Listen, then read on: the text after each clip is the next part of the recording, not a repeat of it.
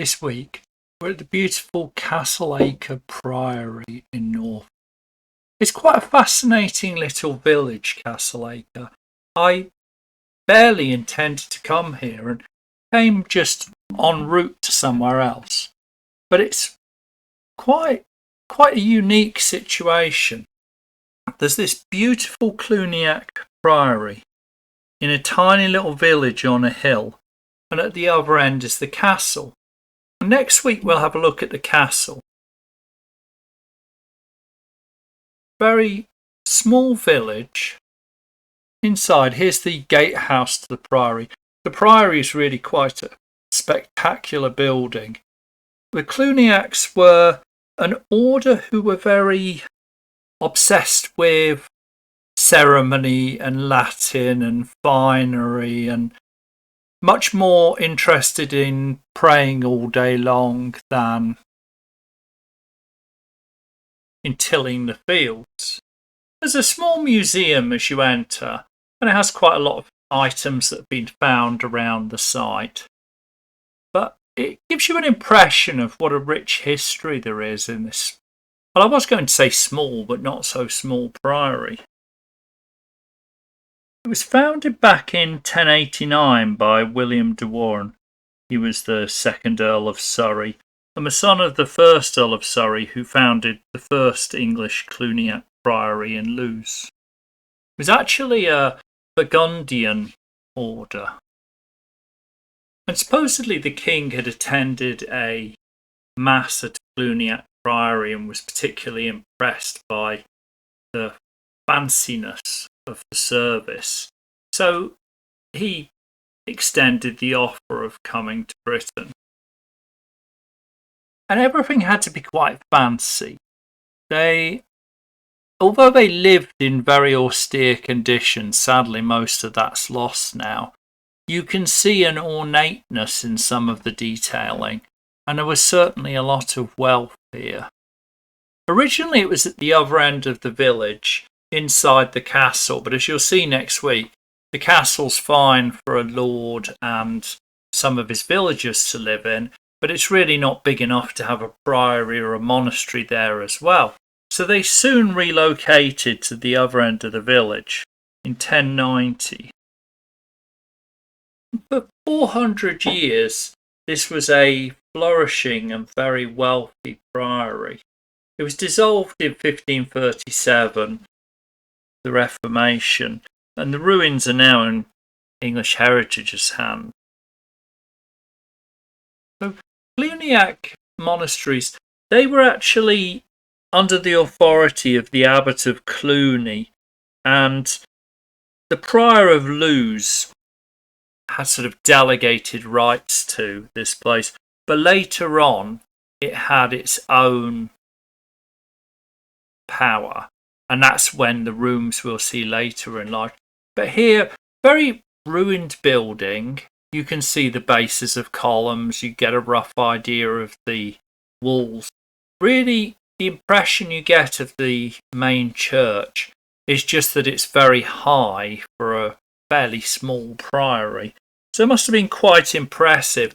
The only real dressing that's left on the stones is at the front, which is very ornate, a lot of Norman detailing. Well, when Henry VIII dissolved the monasteries, the king gave this to the Duke of Norfolk along with the estate, which was very substantial, and the monks were kicked out. They eventually passed down through various lines to the Earl of Leicester, who now owns the land and Castle Acre to this day. You could see why so much land and such a beautiful building must have been very appealing to a lord as a gift.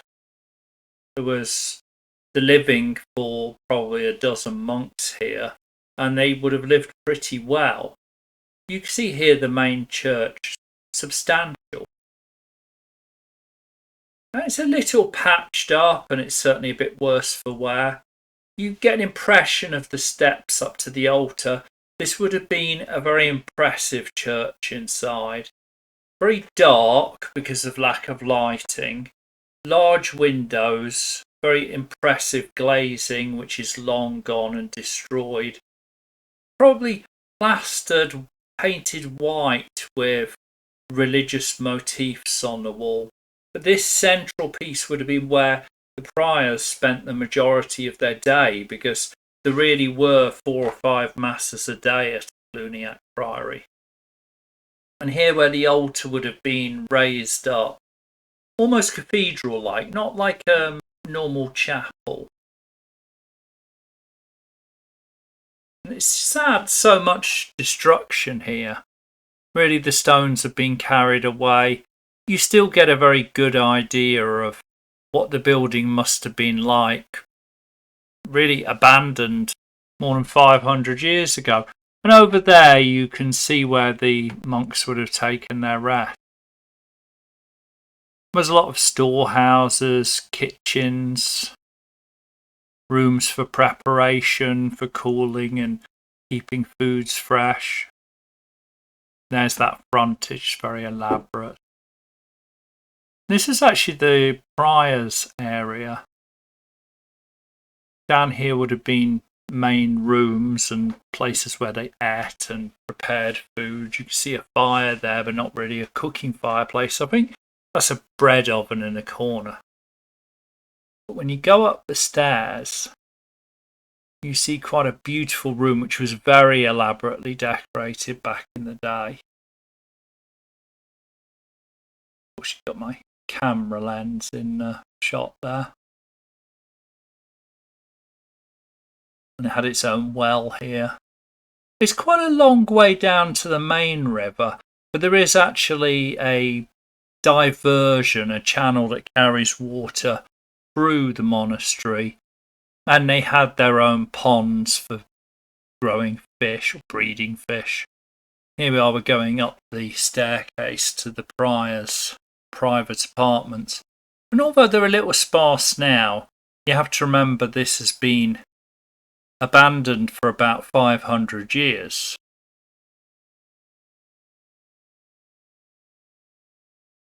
And it's still very striking. One of the best preserved priories I've been to in many ways of the ruined ones. And here's his private quarters. There are some pictures of just how elaborate this would have been, although it looks quite simple now. This would have been the height of luxury. There are some pieces of the original glazing left, but sadly lost. This was his own private study and rooms here, reception room, and a very beautiful bay window here. Thinking of the time this was built, with this fireplace roaring and that large window looking out over the grounds, he really did live in quite a bit of luxury. This was his own private chapel here, and there is good signage that explains how it actually looked back in the day when it was all plastered and in good repair. And although it's maintained now, you only really get a hint of the beauty and splendour of this building 500 years ago. Here he could look down on the cloisters, and the cloisters were quite simple. It had its own chapter house here, and you can kind of make out the alcoves in the wall where the priests would have sat in the chapter house.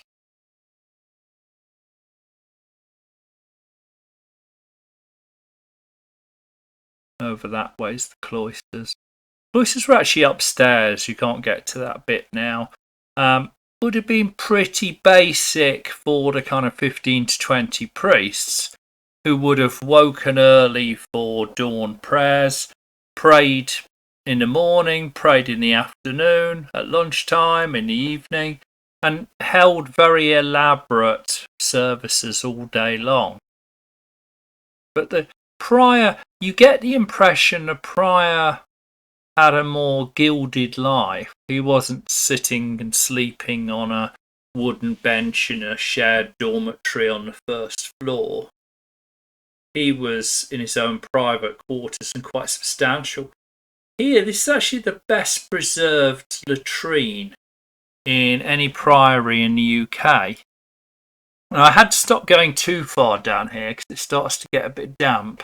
Not from what it was used for, because there would have been arched floor here, and effectively this is where when you went to the toilet. But that also fed in at the other end. This channel feeds through to a series of fish ponds, and you often see them. If you go to Glastonbury Abbey, there's a very large collection of fish ponds that have actually been maintained, and you get a feel for the fact that they would always have had fish if they needed it. So quite often there would have been sheep, they would have run a mill trade, they would have had probably quite a lot of crops, wines, beers, alcohol. So they were like little mini factories run for the priests by local people. But it was almost like a pre-industrial factory making agricultural produce and processing it and making quite a lot of money. The last building there was a brewery. So on site, even today, there's a chapter house, a cloisters.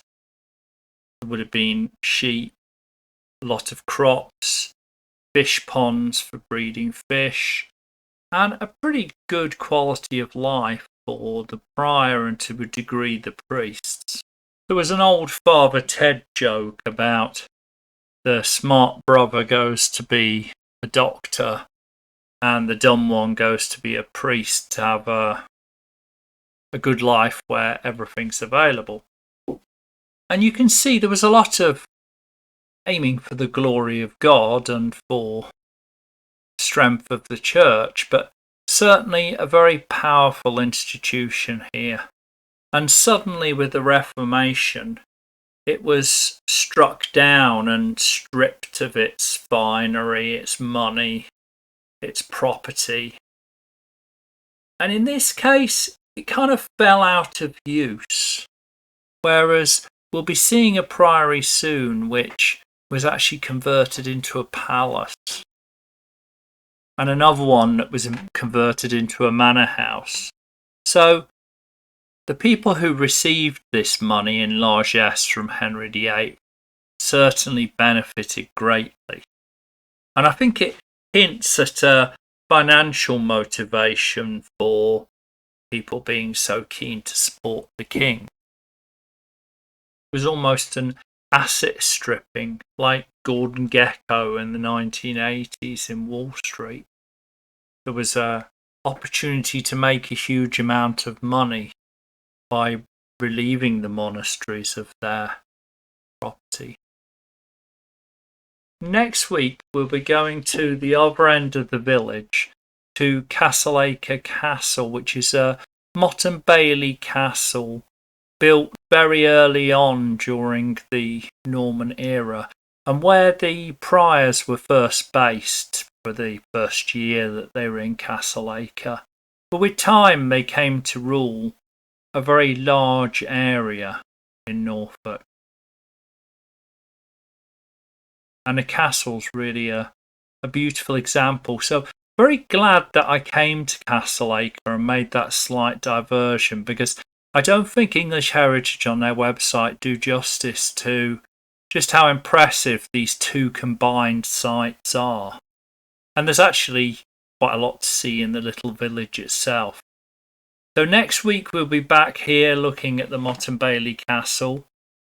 And I hope you'll subscribe and see you next week for part 2 of our trip to Castle Acre. We've also got a few other sites around Norfolk. Here's a quick sneak peek of Castle Acre. The village really gives you a slice through British history, from the Norman invasion, needing to affirm the status of the Norman lords and protect it with a castle, to the religious dominance of the Anglo-Saxons by bringing in Norman or French, because the Normans weren't French as such, so bringing in Norman priests, and then over time that power dwindling, and Henry VIII at the Reformation taking it all. But the money didn't disappear, it just changed hands.